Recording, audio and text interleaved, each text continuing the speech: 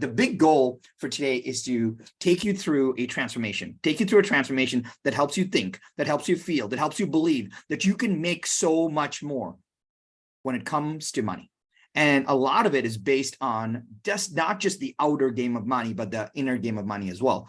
And I want to start with this quote. And I think this quote is really helpful. I don't know where I heard it. It is not mine. And I love giving credit where credit is due.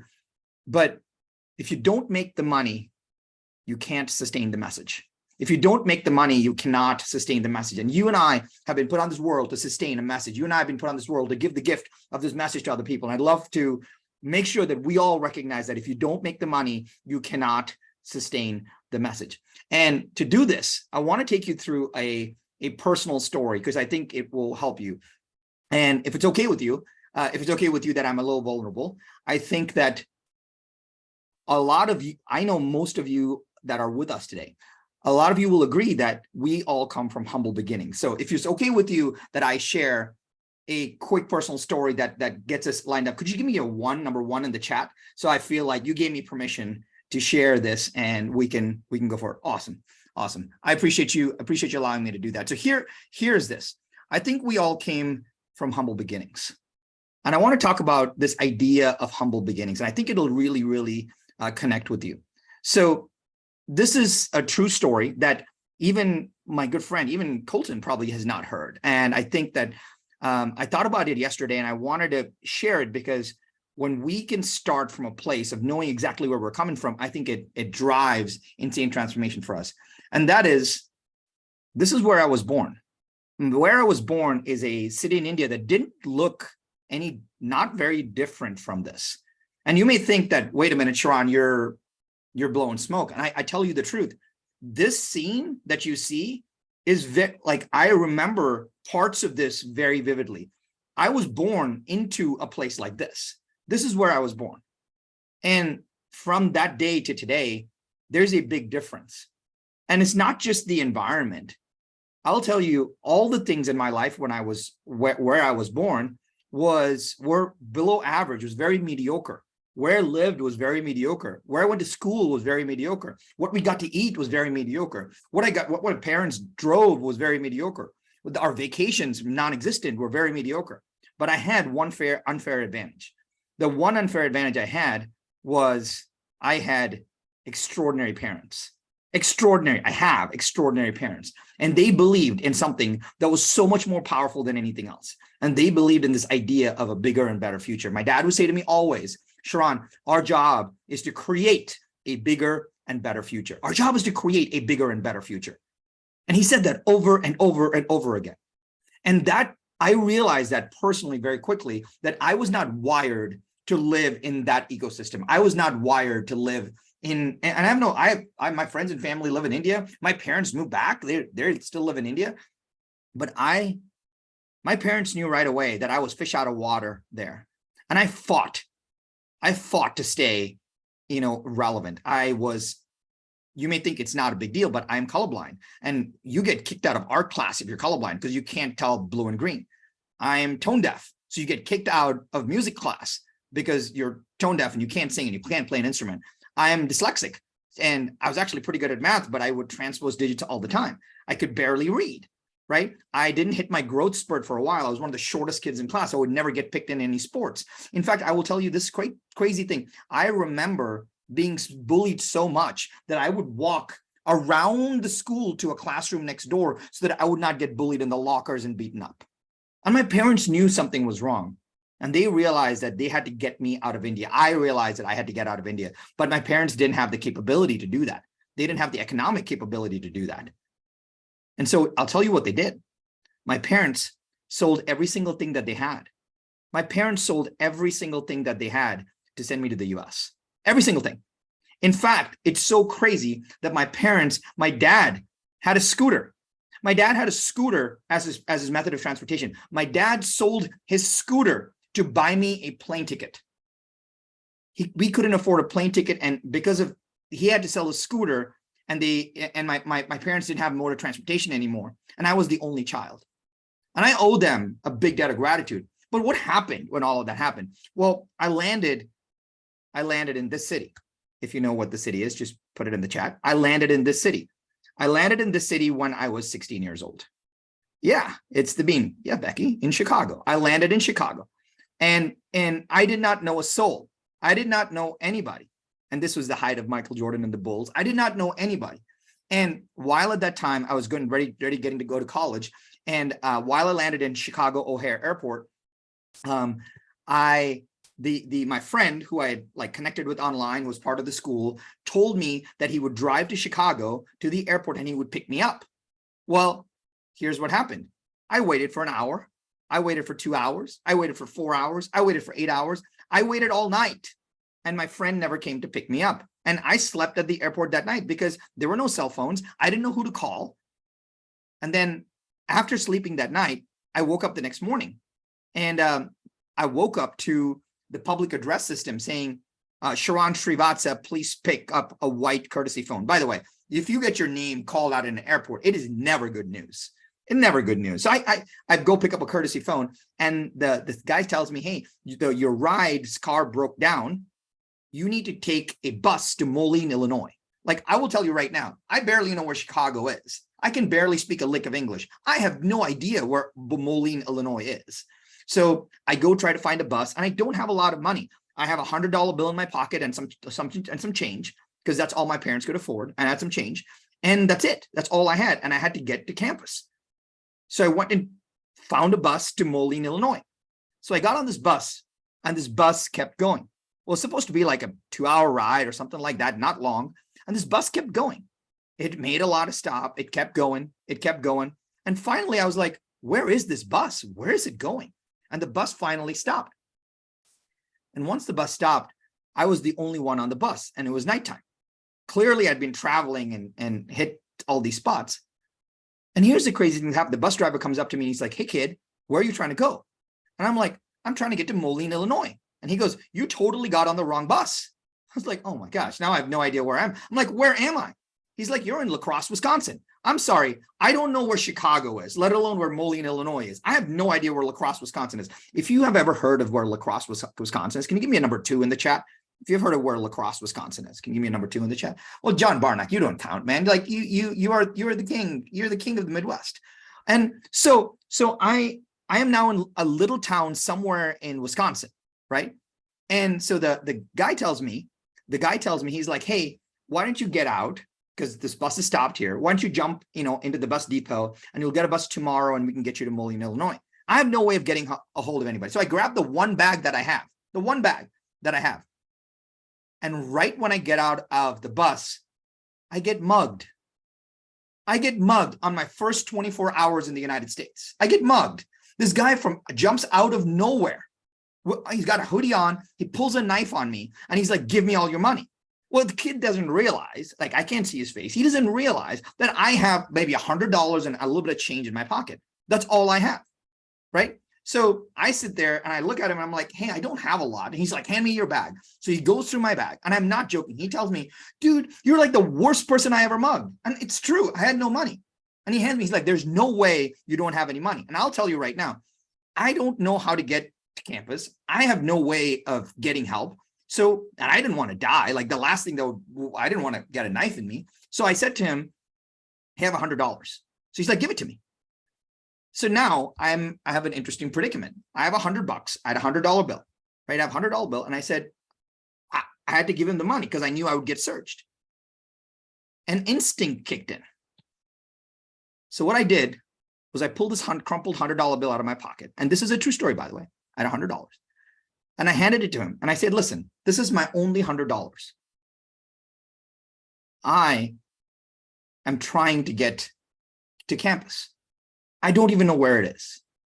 In fact, this is all I own. And my family is tens of thousands of miles away. I have not talked to them in 4 days. I'm lost. And I looked in his eyes and I said, I know you're not trying to do this. I know you're probably hurting too. And I know you probably don't want to hurt me. So if it's okay with you, can I make a proposal? Let me give you 100. And can you give me 50 back? I'm sorry. I tried to negotiate with the mugger. I had no other choice, right? So I hand him the $100. And let me tell you what he did. He looked at me, he laughed, and he took out his dirty wallet, and he dished me back a 20, 20, and a 5. He didn't give me 50, he gave me 45. He shrugged and he ran. I saved my life and I kept 45 bucks. And here's what's important. Those were the words that I shared with him. And if you told me today, if that happened to me today, I'm sorry, I'm giving him all the money because I have no idea. That instinct kicked in. And I will tell you this, kindness is a choice. Kindness is a choice.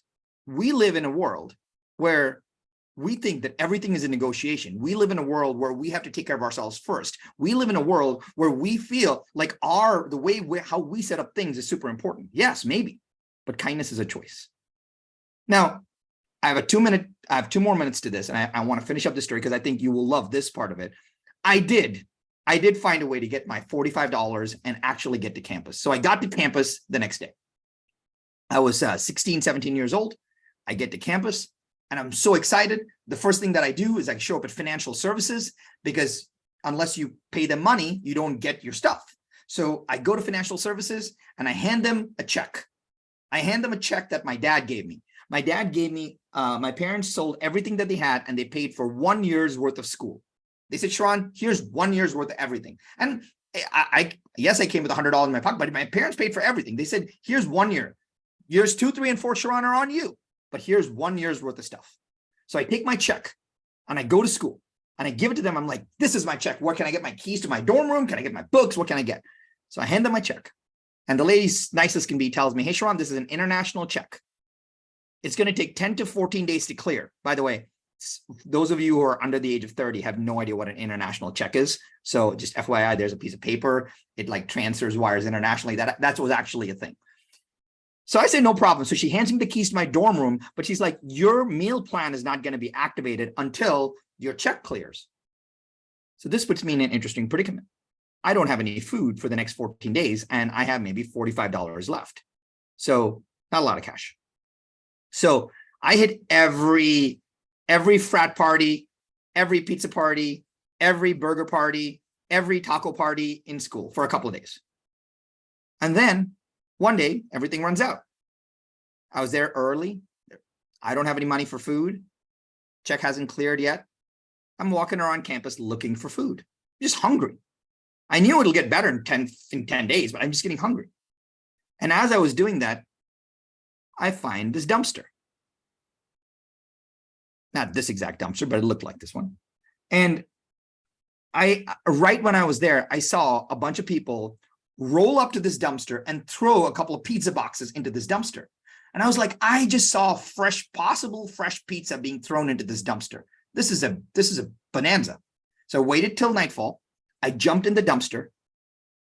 I grabbed the pizza, 2 crazy slices of pepperoni, and I ran. I ran home embarrassed, ran to my dorm room. I ate those 2 crusty slices of pizza, and that was that evening. Well, I waited the next day. And by the way, true story. Never told anybody this for 15 plus years. I waited the next day and I got hungry again. And I found my way to this dumpster. I sat on the park bench outside of this dumpster and nothing really happened.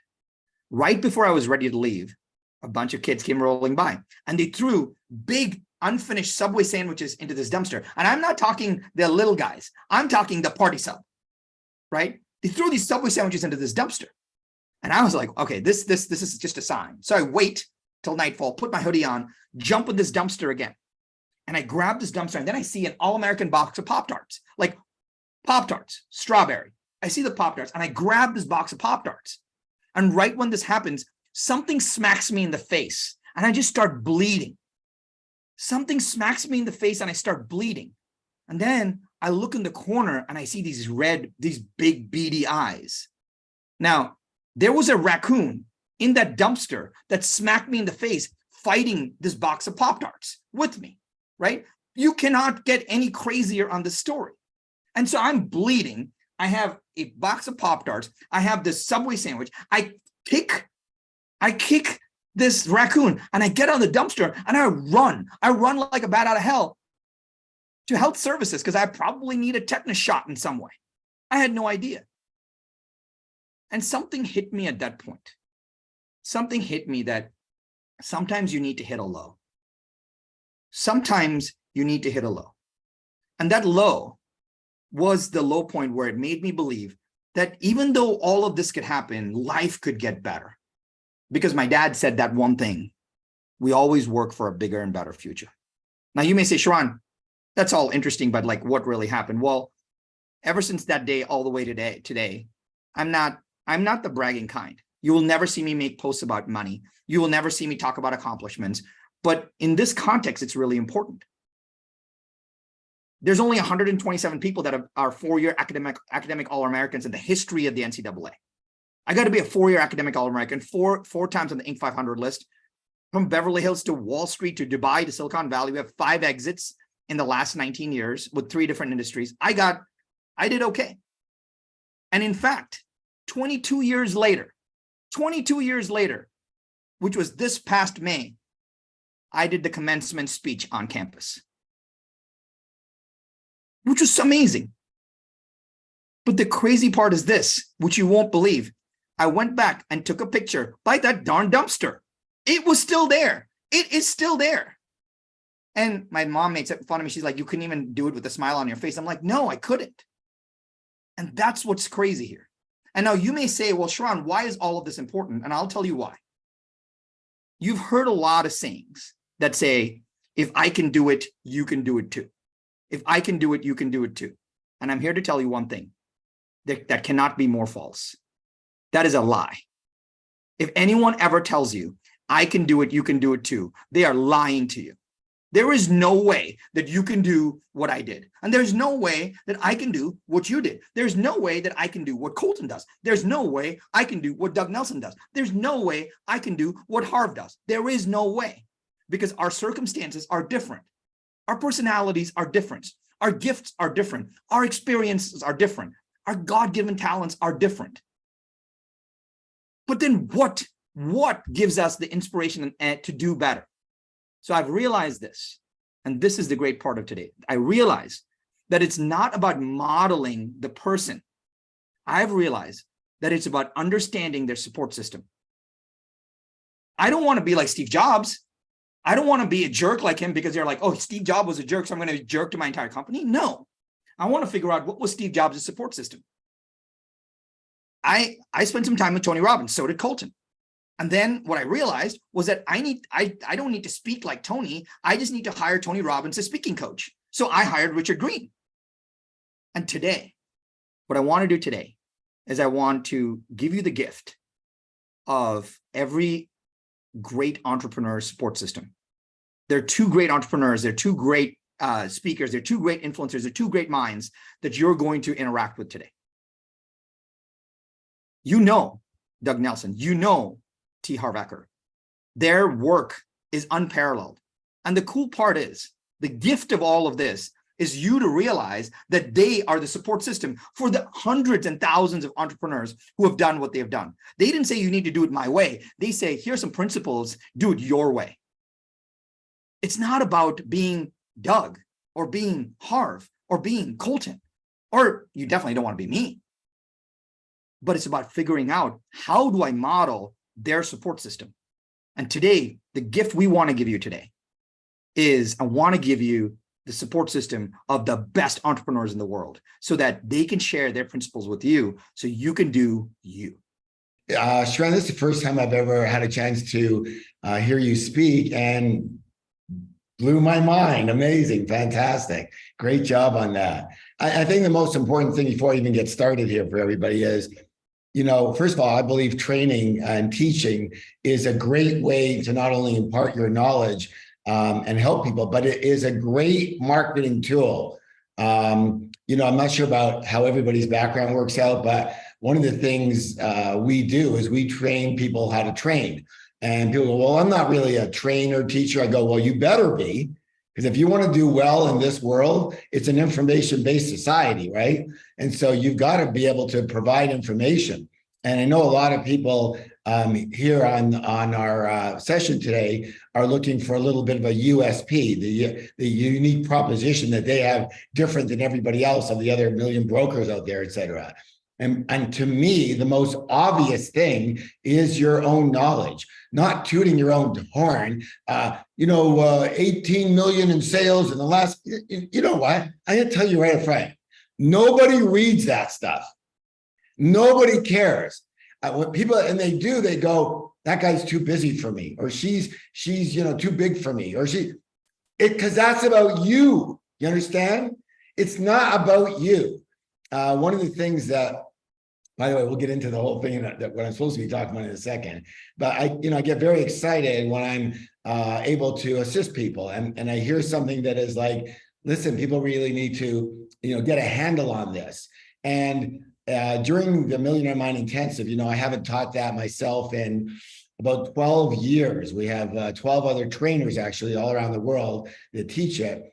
And there's one section that I added on to it that actually I only teach. And I will be doing that at the Millionaire Mind in Utah with Colton, because he convinced me to do it. So I'll be online doing that. But it's all about, how do you make a lot of money?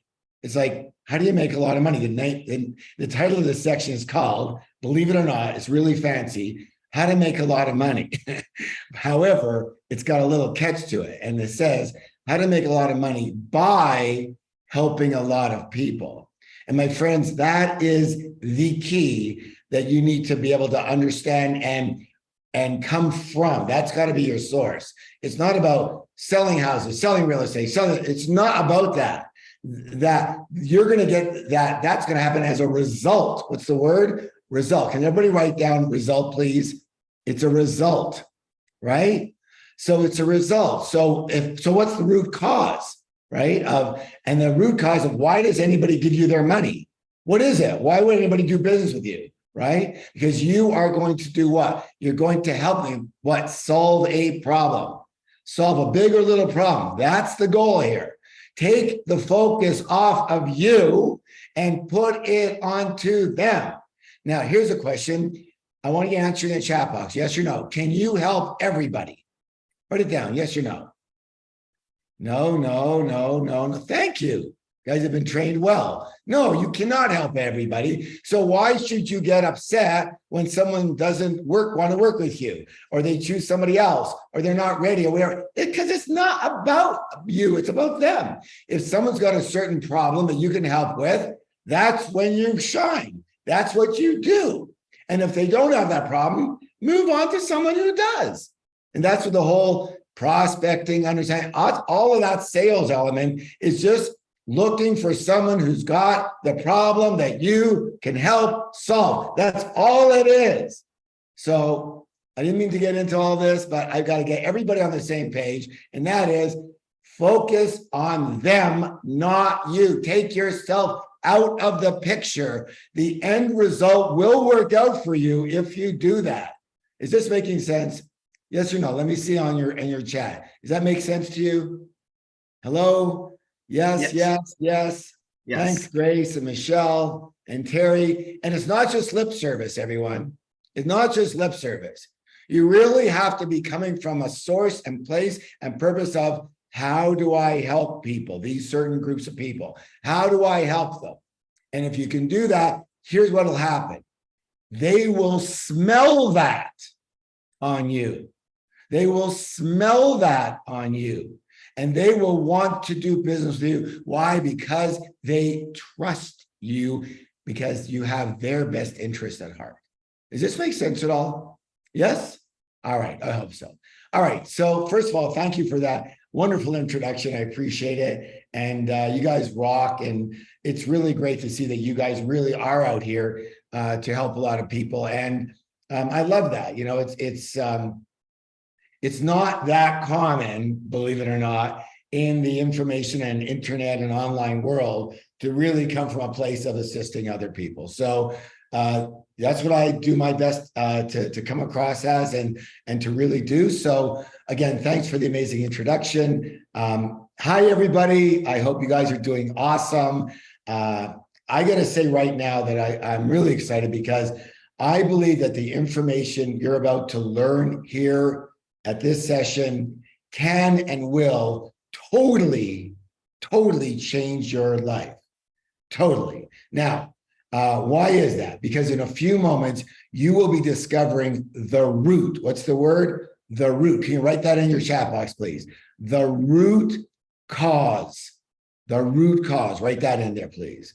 You are going to be discovering the root cause of all financial success, mediocrity, or failure. The root of all of it, good or good. All right.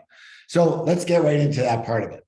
How many of you would love to have a lot more money in your life? Come on, be honest. Why not? Why wouldn't you want to have that? Yeah. And how many of you would like to have a lot more happiness in your life? Absolutely. Why wouldn't you want to have that? And how many of you wouldn't mind a lot more of both in your life? Absolutely. You've definitely come to the right place. My name is Harv Eker. Welcome to the Millionaire Mind Masterclass. Now, the first thing I want to do is I want to acknowledge you for being here. And again, Doug is a protege of mine. He's a master trainer.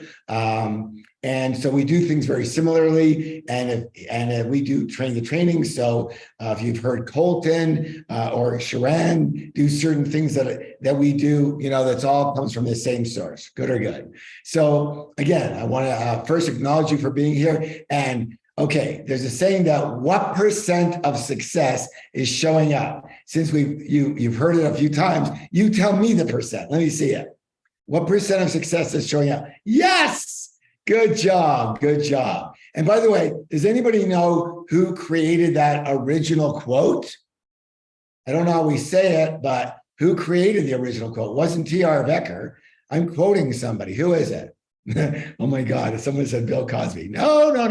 Not Tony Robbins. No. Come on. You don't know? Come on, you got it. It's an old school actor and writer in movies, and his name is Woody Allen. Woody Allen came up with that originally. Thank you. 80% of success is just what? Showing up. Thank you for that. Now, again, since I can't reach you all, I need you to do me a little favor and go ahead, pat yourself on the back and say, congratulations for being here. All right, let's have some fun with this. Good job.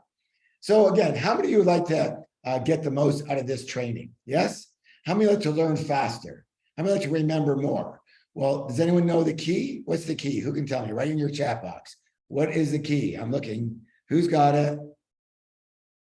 Focus, part of it, taking note. Thank you, Colton. You're not allowed to give the answer. Yes, it's participation, to be involved. By the way, how many know us ask a lot of questions? What do questions do? Questions, they do this. Everyone raise your index finger, please. Questions, do this with me. Hook, make a hook, ready? Hook the mind and keep you involved. Now, why is that important? Well, first of all, it's important for our class. But secondly, how many of you perceive yourself to be in the partly in the communication business? Well, again, if you're sales, marketing, you better be able to communicate. Yes or yes? Hello? Are you in the communication business as well? I want to see. Good. So how many of you would love to have people really listen to you, focus on what you're saying, and really put full attention on what you are saying with them? How many would like the secret to doing that? It's a secret. It's a trick. How many want to know the trick? Yes? Hello? I can't see. Yes, you want to know the trick? It doesn't seem like a lot of you said yes right away, so I'm going to pass on telling you. Okay, yeah, now you're on. Good. Okay, here it is. What did I just say to do? You need to what? Ask a question. When you ask someone a question, what does it force them to do in order to be able to answer? I mean, nobody wants to look like a Dumbo going, No, they want to be able to answer your what? Question. It forces them to what? Everybody do this. Forces them to what? Listen to you. So if you are constantly asking what? Questions, they will constantly have to do what? Listen to you. Does this make any sense whatsoever? How do lawyers speak? In terms of what? Statements or questions? Questions, because that forces the witness or whatever to be able, and the jury to be able to pay full attention. And now it comes from them. Now they lead. What's the word? They lead the witnesses or the jurors, they lead them with their questions to the answer they're hoping for. But if the answer comes from you, you're screwed, because then you're just like, who cares? Nobody cares about listening to you. I'm telling you that right now, or me, but they care about listening to who? Themselves, right? True or true? I'm not saying we're selfish or anything. It's just the way we are wired. We're more interested in ourselves than anything else. Of course, it's just the way we are. So we want to utilize that. So we want everybody to say things, to answer questions that lead them in a direction to whether we can help them or not. And if we can, they'll lead them in a direction that says, I'm the person to help you. Does that make sense? But the more statements you make, the less people will listen, the more arrogant you sound, and the more self-centered you sound. Does this make any sense at all? And yet we get to the same place, but we get to it by them moving there, not you forcing and pulling them there, right? Good or good? All right, good job. So again, I'm going to ask you to also repeat things. What's the word? Repeat things. And why would I do that? Well, first of all, for involvement, yes or yes. But second, isn't it true that if I say something, it means one thing? But if you say it, it means everything. True or true? Good. So how many of you are willing to participate 100% right now? Yes? Anybody not? I guess we'll find out, won't we? Because, I'm very famous for making a certain statement. Again, I didn't make it up, but I certainly use it all the time. And the words are, I want you to write it down. Ready? Here's the words. Talk is cheap. Say it with me. Out loud and then write it down. Talk is cheap. Twice as loud. Talk is cheap. Because everybody talks. But will you do what you said you will do? Because not many people do that. And by the way, a lot of you are asking, how am I going to be unique?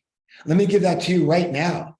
The most unique thing you could do in this world that makes a big difference is be in freaking integrity. 1,000% integrity. Please write down 1,000% integrity in the chat box. 1,000% integrity. Write it down, please. What does that mean, integrity? It means whole, complete, truth. It means tell the truth. It means keep your word, because then your talk is not cheap. Then your talk is truth.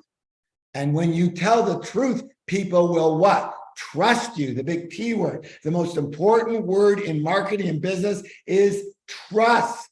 It's not techniques, it's simple, unfiltered trust. I trust this person.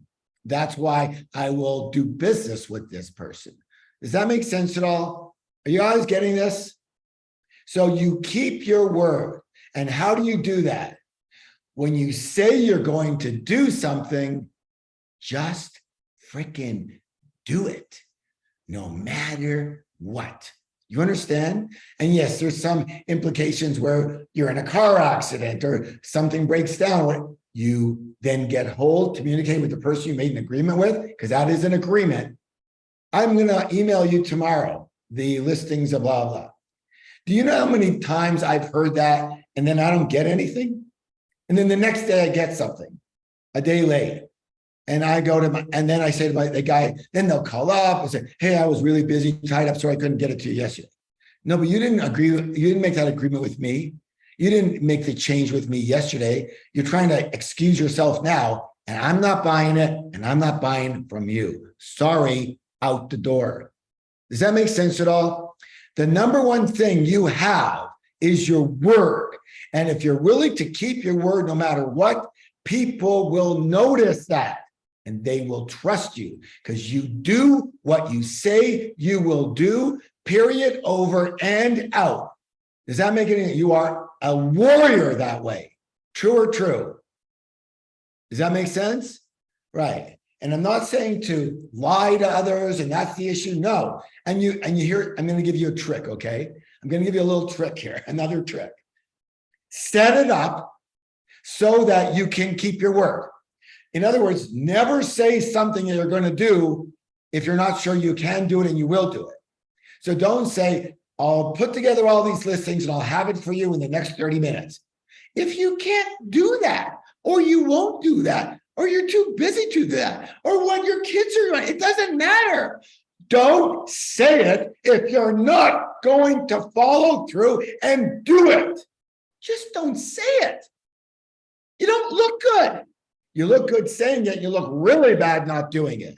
So set yourself up in order to keep your word, to do what you said. And how do you do that? First of all, make it easy. Second, do easy things. So, for example, I will say, if you know for sure that you're going to phone somebody, call them or email or whatever, but you're going to get together with them, whether it's an appointment, you're going to don't say I'll see you around 9. Say I'll see you at 9:15. Make it specific. Why? Because at 9 o'clock you're ready. You're ready to go. But you hold off, and at 9:14 and 30 seconds, click, there you are. And the person goes, holy shit. Wow. I have never seen anything like this before. Understand? You want to be unique? Keep your word and set it up in order to keep your word. Make it so that it's noticeable that you keep your word. Is this making sense? Let me see in the chat box if this is installing in you in a little different way, maybe than you've kind of heard it before and felt it before, and how important it is. And here's why it's important. I'm teaching you another course at the same time. Because if you can't keep your word to other people, you can't and won't keep your word to yourself. And now you are screwed when it comes to success and happiness and self-esteem. Because if you can't keep your word to yourself, there's no way you're going to get anywhere in this world. Does that make sense? So it's a practice. Write that down. Practice. You practice keeping your word to others, and you practice keeping your word to yourself. And the way you practice is you make it easy at first. I'm going to stop eating sugar. Well, when did you decide that? About 5 minutes ago. Great. Okay. So what are you going to do? Well, I don't know. I'm just not going to eat sugar anymore. You know, the chances of that happening are none, zero. I made it too big. But I can say, whoa, normally I put some raw sugar in my coffee in the morning. I put 2 packs in.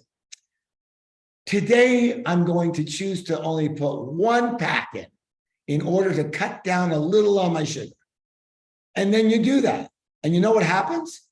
You feel amazing about yourself. Does this make any sense to anyone here? Raise your hand if it does. So does this make sense? So I want you to start doing that. Okay, I'm sorry, I'm a little off topic, but it all rolls into the same thing at the end, and it's all about your success. I was going to use a pun and say your real success, but I'm not going to say that because that's too obvious. Okay, are you guys doing okay, by the way? Let me see. Yes, no, let me see what's happening with you. You guys doing all right? You getting it? Good. All right, here we go. Let's go into this now. So, is it okay, since we're going to spend the next little while together, if I tell you just a little bit about myself? I hope you say yes. So I guess my claim to fame is that owning at least a dozen different businesses before I hit the age of 30, included one of those businesses is I opened the first chain of retail fitness stores in the world. You know, exercise equipment stores that sold equipment for the home. And, you know, you hear about names like Busybody, Fitness Warehouse, there was no such thing. So I'm dating myself a little bit, but I created that concept, opened the first chain in the world. And the interesting thing is that I started that business with $2,000 that I borrowed on my Visa card. And then using the principles that I now teach, I was able to open 10 stores in only 2.5 years. Then I sold half my company shares to the H.J. Heinz Corporation, you know, the ketchup people, for quite a bit of money. So how many of you wouldn't mind starting with a $2,000 credit card loan and ending up a millionaire and much more just a couple of years later? Now, after that, I kind of semi-retired. I started doing some private one-on-one consulting because people were asking me what happened for me. And soon they started bringing friends and family and coworkers. And so all of a sudden I had these groups that I never intended on. And someone suggested, Harv, you should open up a school. And I thought it was a good idea. So I did. And I founded the Street Smart Business School. And I taught thousands of people all over North America street smart business strategies for high-speed success. What kind of success, please? Let me hear you out loud. High-speed success. Thank you. And I noticed something. I noticed something very, very, very, very, very strange. Would you like to know what it was? Okay, I'll tell you that another time too, but okay. That you can actually have two people sitting side by side in exactly the same room, learning exactly the same principles and strategies and tools. And one person would take these tools and they would get amazing results. And the other person sitting right beside them would get hardly any results with the same information, same delivery, same strategy. What on earth? And I recognize at that point in time, finally, you can actually have the greatest tools in the world, greatest strategies in the world. But if you have just a tiny leak in your toolbox, everyone go like this right now, please. Toolbox, we have a little problem. So I designed a program based on the inner game. What game, please? The inner game, thank you, the inner game of money and success. And when we blended and combined the inner game with the outer strategies, people's results began to skyrocket. So I am not poo-pooing outer strategies. You have to have the strategies. Got it? However, if you don't have the inner game as the root of those strategies, you are done. Got it? The strategies won't work for you. And I guarantee I know that personally. If you remind me, I'll tell you after how it worked out for me. Not well at that point. All right. So I think a good example of what I'm talking about with this inner game is, again, I think Sharran noticed it and made mention of it. And that is that when a millionaire loses their money, they usually have it back what? A very short time later. True or true?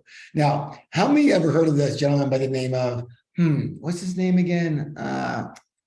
Elon Musk. Anybody? No. Oh, you have. Wonderful, wonderful. How many know that Elon Musk made his original fortune by selling his shares of PayPal for $180 million? Good or great? Thank you. But did you also know that not long after, he lost it all and he was borrowing money from friends in order to pay his rent? But fast forward just a few years later, and he had it all back again and a lot more. And now Elon Musk is one of the richest humans on planet Earth. Now, why does this happen? It happens because even though these people may have lost their money, they never lost the most important element to their success, which was their what? Millionaire, or in this case, multi-millionaire, and in Elon's case, billionaire mind. So do you realize that Elon Musk could never just be a millionaire? How do you think Elon Musk would feel about his success, financial success, if his net worth was $1 million? He'd feel like a financial failure. True or true? And that's because Elon Musk's financial thermostat, financial what? Thermostat is set for, everybody use your index finger and make a V with me. Ready? It's set for billions, not millions. Most people's financial thermostat is set for, make a T with me, thousands, not even millions. Some people's are set for hundreds, not even thousands. And some people's financial thermostats is set for below zero. They're freaking freezing and they don't know why. And this brings us to what we call the psychology of wealth. And it's very important to realize that we live in a world of duality. Help me out. Give me some examples here. I'll start you off with up and down, light and dark. Give me some more, please. Let me see in the chat. What else you got? Hot and cold. Thank you. Very good, David. Okay, let's see. Who else has got one? Yin and yang. Very good. Rich and poor. Salty and sweet. Okay. We know someone's hungry. Old and young. Left and right. Love and fear. Thank you. Very good. So take right and left. Very good job with that. Let me ask you this question. Is it possible to have a left side without a right side? Left of what? It's a comparison, true or true.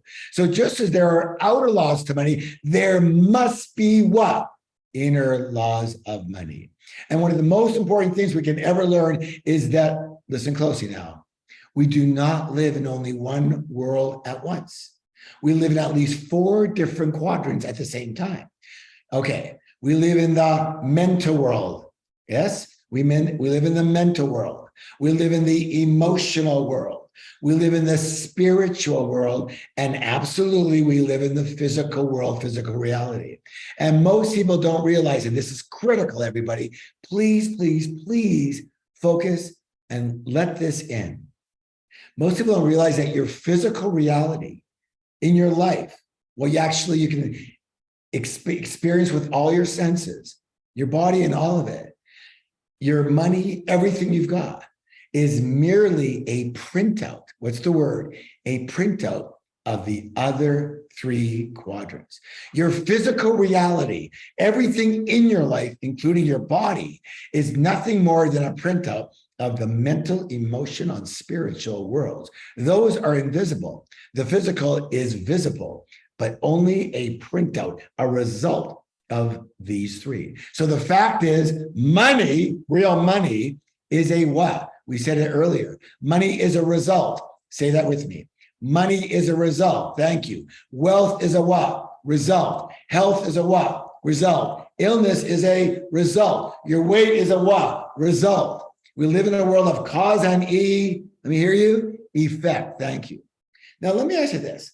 How many people have ever heard, either temporarily or permanently, how many people ever heard someone allude to the fact that a lack of money was a problem?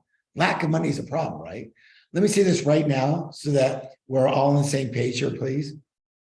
A lack of money is never, ever, ever, ever, ever, ever, ever, ever, ever, ever, ever, ever, ever a problem. A lack of money is merely a what? A symptom of what's going on underneath. So it boils down to this, that the only way to permanently, what's the word? Permanently, write that down in the chat, please. Permanently, write it down again. Permanently, what's the word? Permanently change your outer world. Your results is to first change your what? Inner world.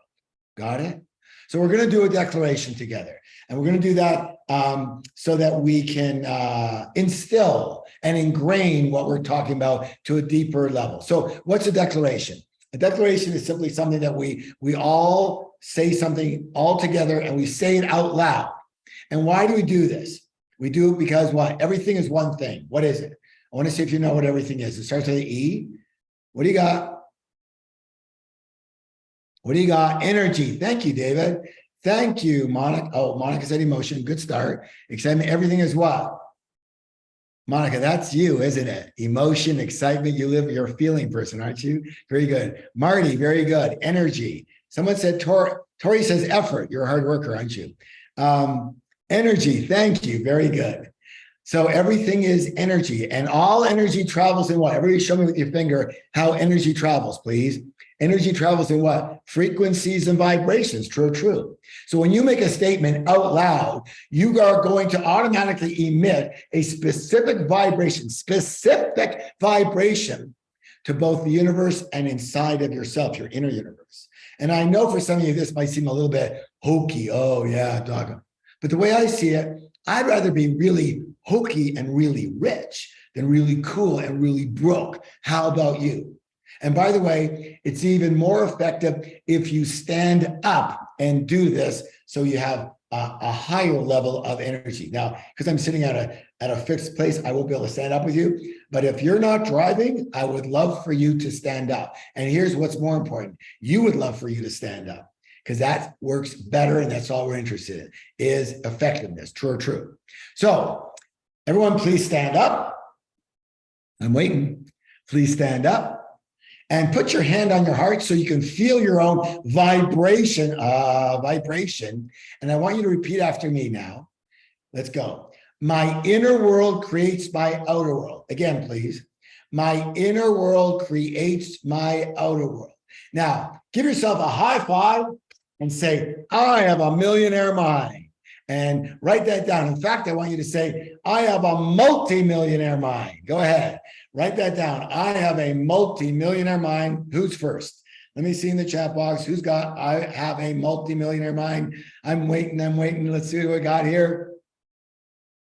I have a multi-millionaire mind. Brianna, that was awesome.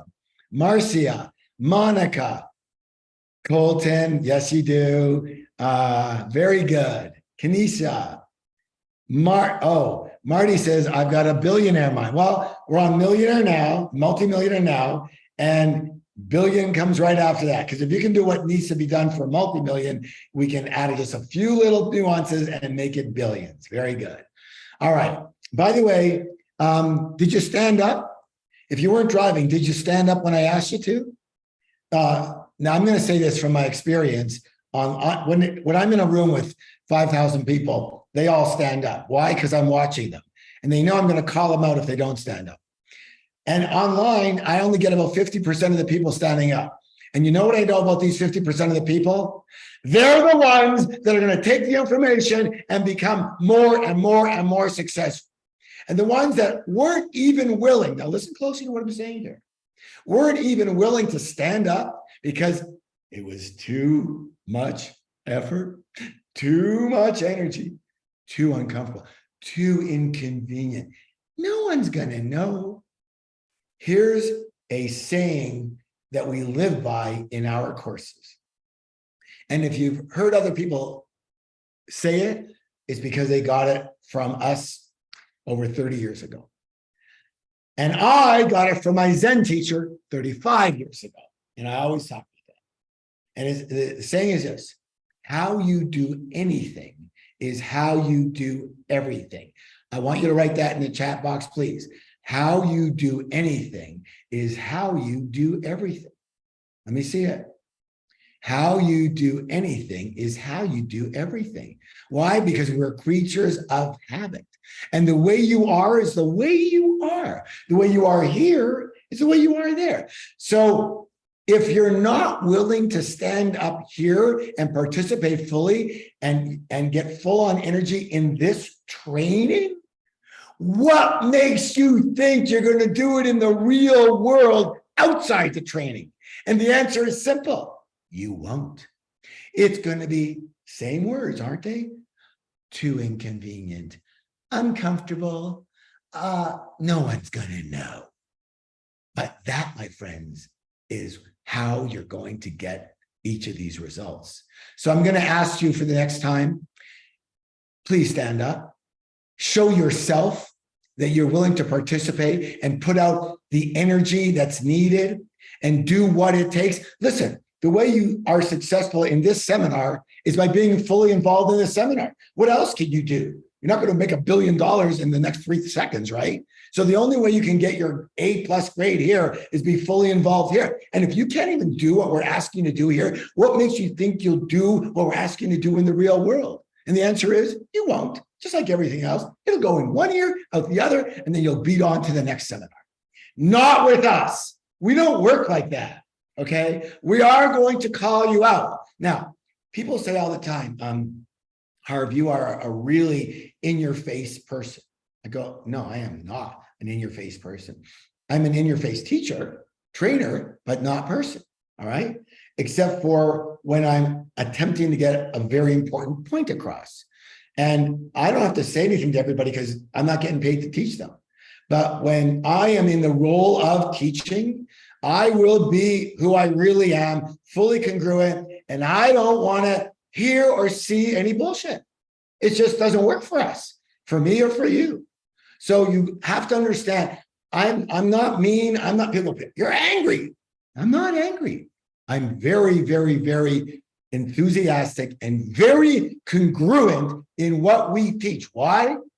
Only because we have over 1 million students worldwide. And the stuff I'm teaching took me from completely broke to now where I'm not just a millionaire, but a multi-millionaire.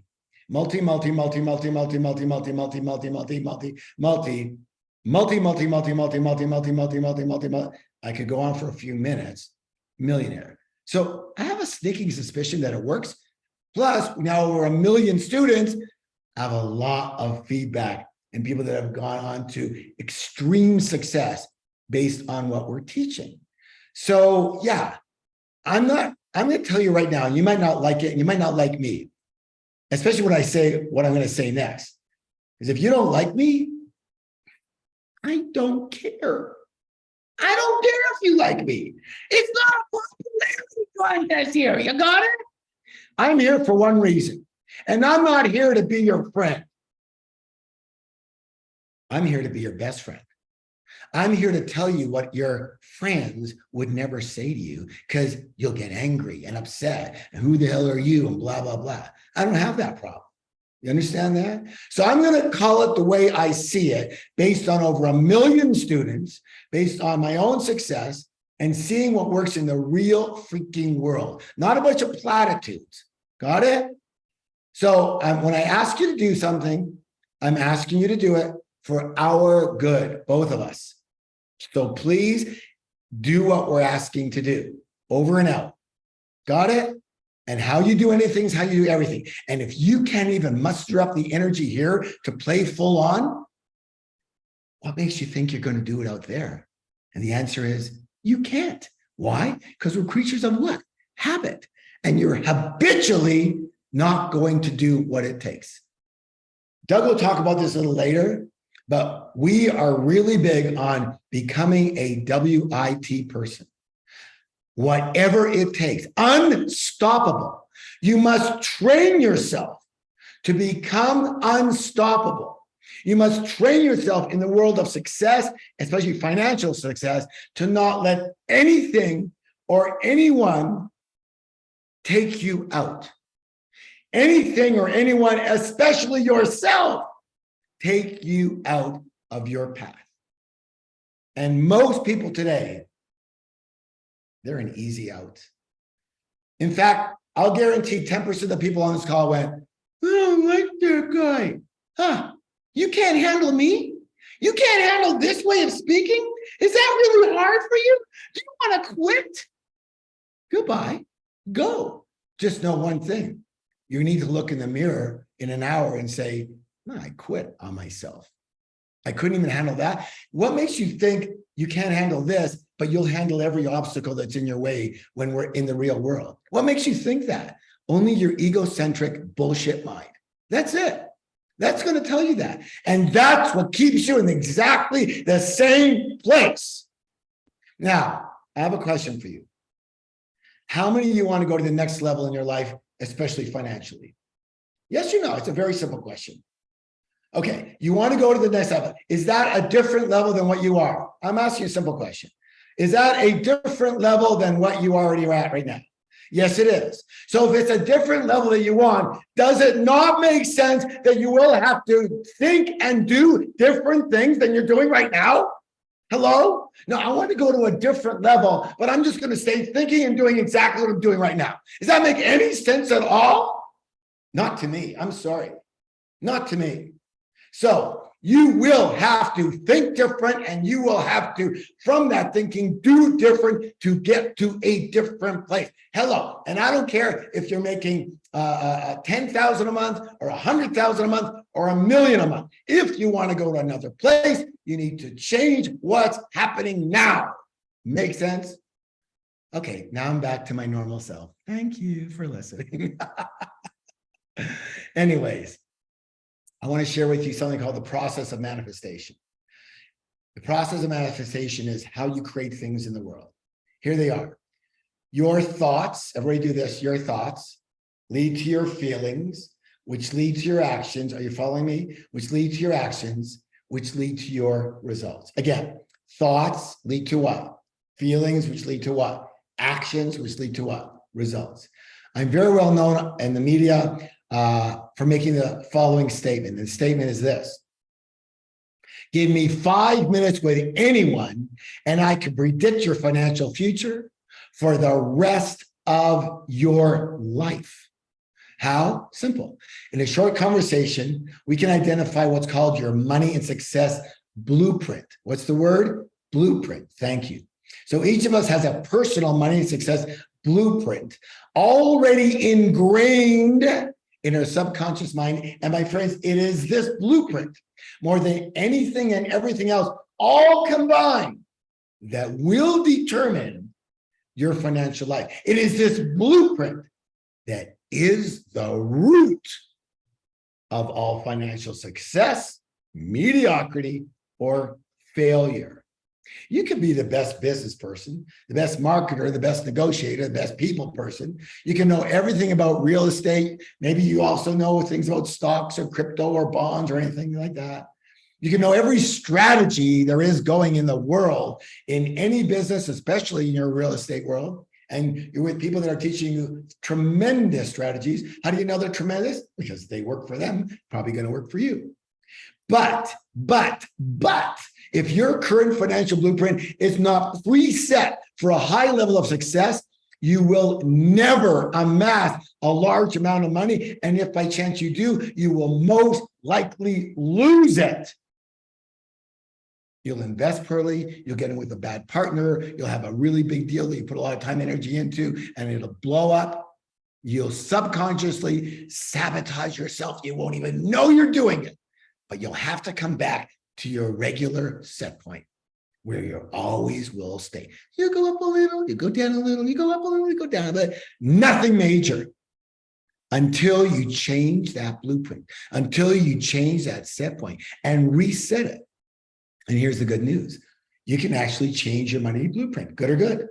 All right, let's talk a little bit about it. How is your money blueprint formed? Because you have to understand it. The blueprint consists primarily based on the information or programming you received in the past, especially as a child. So tell me, who are some of the primary sources of this conditioning? Help me out here, write it down. Parents, what else? Siblings, good. Authority figures, good. Teachers, of course. Religious leaders, media, culture. Let's take culture. I'm asking you, isn't it true that certain cultures have a certain way of thinking and dealing with money, and other cultures have a completely different way of thinking and dealing with money? Yes? And here's a question. Does the child come out of the womb doing money that way, or were they taught how to do it that way? Thank you. Everybody write it down. We were taught how to do it that way. So the fact is that each and every one of us was taught how to do money. Put your hand on your chest. Put your hand on your chest, please. If you're not doing it, we know a lot about you, don't we? That you're just not willing to do what it takes. You got your own reasons, and those are the reasons. If you're not even successful in putting your hand on your chest, I'm telling you, that's what's going to happen in the real world. So please, put your hand on your chest. It's not a big deal, and it is a big deal. Put it on your chest. Speak out loud. If there's a bunch of people around you, speak out loud, but quietly. Say this: I was taught how to do money. Again, I was taught how to do money. Thank you. Good job. Well done. So how are we conditioned? There's 3 primary methods of conditioning that we have to recognize. The first one is called verbal programming. That's about what did you hear when you were young around money, success, wealth, and rich people. The second one is called modeling. What's it called? I want to hear you. What's it called? Thank you. Modeling. What did you see around money, success, wealth, and rich people when you were young? And the third one is about specific incidents. What did you experience around money, success, wealth, and rich people when you were young? Let's talk about the first two. The first method is what? Verbal. What is it? Nice and loud. Verbal. Thank you. So listen closely. I'm going to ask you to be writing something down. So please pay attention so you can answer the question. What are some of the things you heard, not me, you heard about money, success, wealth, and rich people when you were growing up? Did you ever hear phrases like, money's the root of all evil, rich people are greedy, filthy rich, you have to work hard to make money, you can't be rich and spiritual, you can't be rich and a good, kind person, you can't be rich and balanced, or things like, money doesn't bring happiness, or money doesn't buy love, or money doesn't grow on trees, or things like there's never enough, or we can't afford it. I want you to write down in the chat box, please, what phrases did you hear about money, success, wealth, and rich people when you were young? I'm going to give you like 30 seconds and just write down one or two phrases that you heard. Go ahead and begin now. In the chat box, please. Again, these are phrases you heard when you were growing up around money, success, being rich or rich people. Think about your parents, your teachers, your religious leaders, your culture, and of course, the media. What were some of the things you heard? Let's see what you got here. Okay. I don't care about money. Rich people just want to get rich and keep their money. Money is evil. Rich people are only rich because they took advantage of others. This can't happen to me. It doesn't buy happiness. We can't afford it. That's too expensive. Those places are for rich people. The rich are getting richer. Money doesn't grow on trees. Mike, do you want to hear my father's favorite? He always used to yell. He goes, "Hey, what do you think? I made of money?" And I used to joke around with him and go, "Yeah, no." I'd say, "Dad, sure. I'll take a little finger. I'll take a thumb, anything." He never laughed. I was just joking about.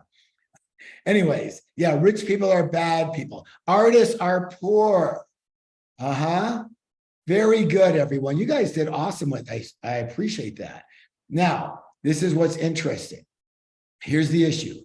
Every single statement you heard when you were young around money, success, wealth, and rich people is still locked in your subconscious and part of the blueprint or thermostat that is running your financial life. It's still in there and running you on automatic. How do you say, no, Harv, I make decisions and I make choices. You make choices, really? You make choices. You think you make choices. You make choices? Your choices are on automatic. You make automatic, pre-programmed, and preconditioned choices. And once you really understand that, you can become enlightened. Because then you'll know your choices that you're making are coming from a place of old and usually other people's stuff. And you can make a new decision to make some new choices, but you're run on habit already. It's ingrained. Those dendrites are big. Those neurological pathways are well worn. It doesn't just like, I think I'm going to stop eating sugar. I think I'm going to start thinking like this now. I wish I would be out of a job and that would be really great. It just doesn't work like that.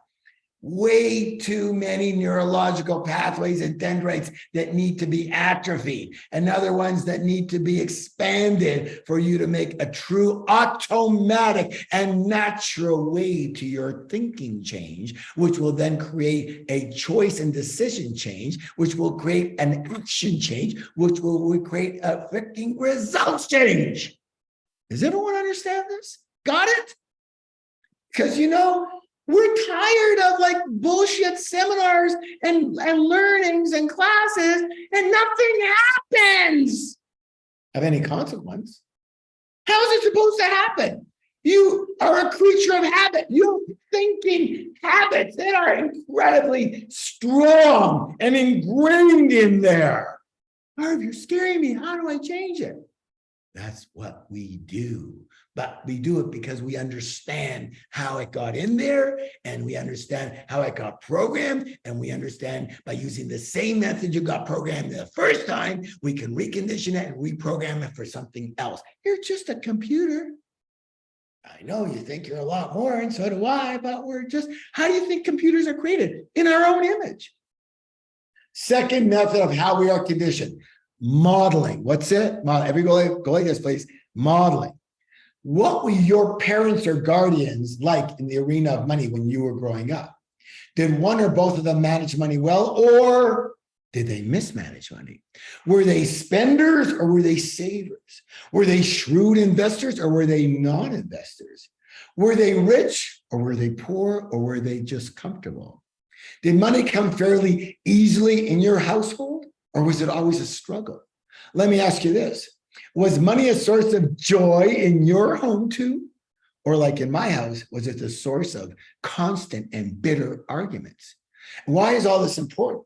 How many heard the saying, monkey see, monkey what? Do. And you know what? Humans aren't far behind. So most of us tend to be exactly like one of our parents or a combination of both of them in the arena of money. Now, some of you will be exactly the opposite of one or both of your parents. And why would someone be the opposite? Simple. It depends on how angry you were at them or the financial situation you were in, and how tired you got of not being able to live the way and have what you wanted. So at that point in time, you make a new decision, you say, I am never going to live like this. And a lot of very wealthy people made that decision and became wealthy. Now, here's the problem. They're not happy, but they are wealthy. And how many of you would agree that happiness is just as important, if not more important, than just wealth? And then, by the way, they go together beautifully. That's what we do in our training. We don't just say, we're going to program you for being rich, but not happy. Well, that sucks. But we can reprogram you to be rich in a way that allows you to stay happy and be happier, good or good. We're holistic teachers. We believe everything is one thing. So money and wealth and happiness, they go beautifully together. I want you to do this, please. I want you to write down as this exercise, what were your parents or whoever you grew up with like in the arena of money when you were growing up? And what were they like? And how do you think that affected you? How has that affected you? Again, you're going to write it in the chat, please. Just 30 seconds or so. Go ahead and begin now, just a few words. Again, what were each of your parents or guardians like in the arena of money when you were growing up? What was the atmosphere like in your home around money? Would you say they're the same or the opposite or a combination of one or both of your parents? And how do you think that's affected you so far? I want to read some of these. If you notice, I don't usually use the names, so keep you. Here we go. Shit. Okay. Good. You're doing great, guys. Broke, never enough, scarcity mindset. Mom of 3 boys at 21, worked 3 jobs to struggle to pay the rent. Dad rich, mom poor. Whoa, whose side were you on? Because if you, dad rich, mom poor, I hear this all the time. Well, I hate my dad. He made my mom poor. He left and we were poor and everything. I hate my dad. Well, you hate your dad, but he was the rich one. Guess what? Who do you think you're going to model after? The poor one. Hello, obvious. Okay, struggled for money, single parent. Let's see. Dad didn't want us, was on dad's side. Good. That's a good thing. Worked hard. They were hardly ever home. So in your mind, it's like working hard, getting rich, being successful means I'm never going to be home, which means I'll be a bad husband or wife or parent, which means I don't really want to give that up in order to be rich, which means I probably can't be rich.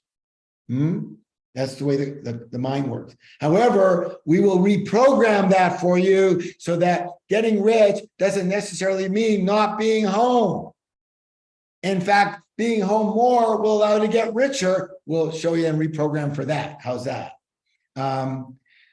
Very good. So not taking any risks. That's a good one too. Okay, very good. All right, so here's the big question. What is your current money blueprint set for? Well, how do you tell? Simple. Look at your results. Look at your results, right? Look at your income. Look at your net worth. Look at how hard you work. Look at whether your income is consistent or inconsistent, whether you're a saver or a spender, a good money manager or a poor money manager, a good investor or a poor one, or not at all. Do you worry about money a lot? Do you trust people around money? All of these things are determined by your money blueprint. Now, let me put it this way in a simplified manner.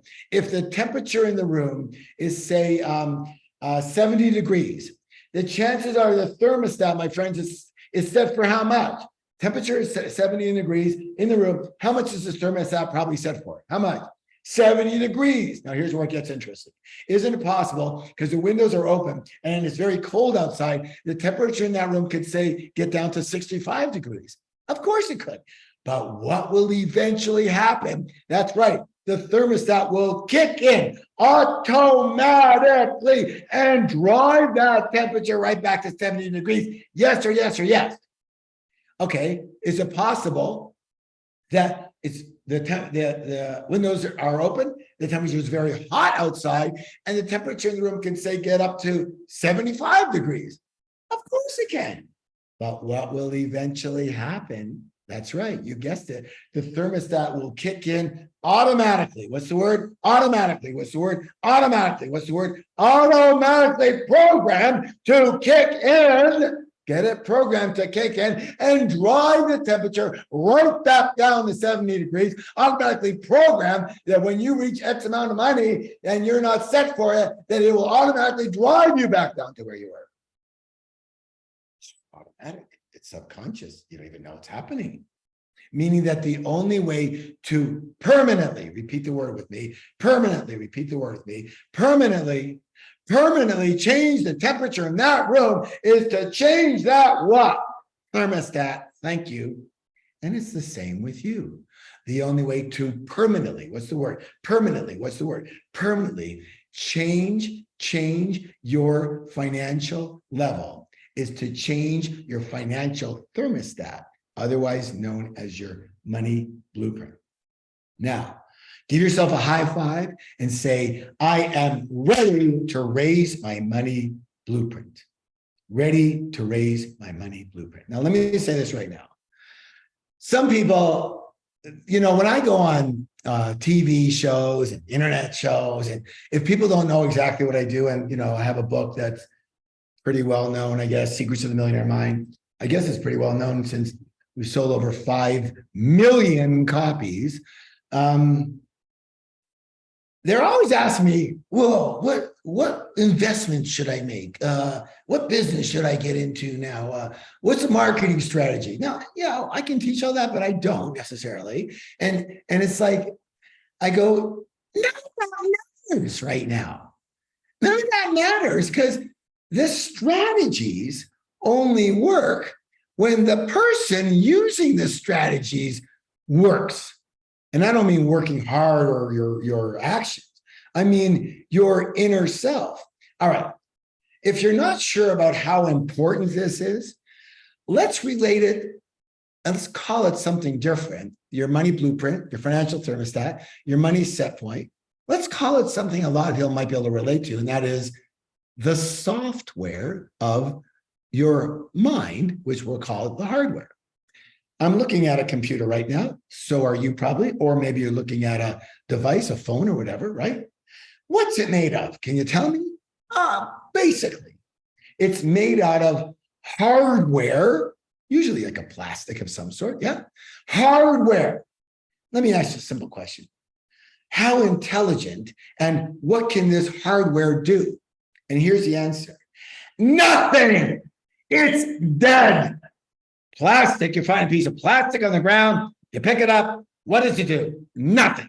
It's dead. Why does your computer, why is it so intelligent, so wise, can do everything in the world on it? Why?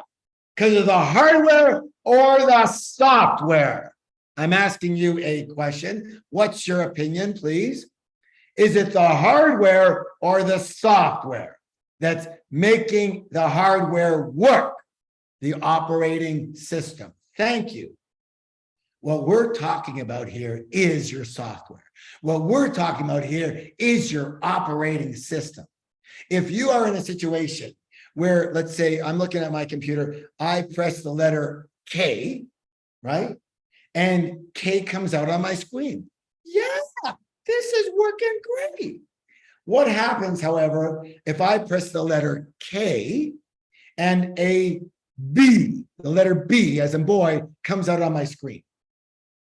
Well, what do I do? Well, if I'm like anybody else, I'm going to press K again. And it comes out B. What the hell? K, B, K, K, K, B, B, B. What is happening here? I keep doing what I think I'm supposed to do, and I keep getting this result. Why am I pressing K and a B is coming up? Where is the problem?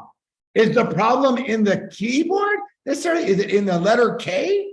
Or is the problem in somehow that programming got screwed up? I'm asking you a question. That's right. The problem's not in the plastic. The problem's in the software underneath the hardware that it keeps on showing B when I press K. You got it? Oh, the software is not important. The mindset is not that important. Your blueprint, that's not important. And you live your life pressing K's and getting B. And you wonder why? Are you ready to go to the next level in your financial life? I ask you a simple question, yes or no. Then where does that have to start? The hardware, more strategies, or the software? Who's using that strategy? Yes or yes? Does that make sense? I hope you get it, because this will change your life. Now, let's give you a few. I want to give you again some understanding of that rich people think very differently than most other people. And so let's go back to the process of manifestation. Again, your what? Everyone go like this, please. Your thoughts lead to your what? Your feelings, which lead to your what? Your actions, which lead to your what? Your results. So what is the source of your results, everybody, when it comes to money, or for that matter, anything else in your life? What is the answer? What? Your what? What's the source? Your thoughts. And that's why it's absolutely imperative you understand how rich people think differently than everyone else. I apologize if I offended anybody, but that's your deal, not mine. Okay. I'm just going to say what I say. If you got offended, you need to go look in the mirror. It's not good or bad or right or wrong. Just look in the mirror and go, why would that offend me? And if something like that can take me out of my happiness and my mood and whatever, right? And if I got to judge all that, then what else can take me out? And here's the easy answer: everything. Anything will take you out because you're an easy person to take out. You're not a whatever it takes person. A whatever it takes person will slide by my style if they don't like it and go straight for the information and what it can do for them. That's what I'm asking you to do.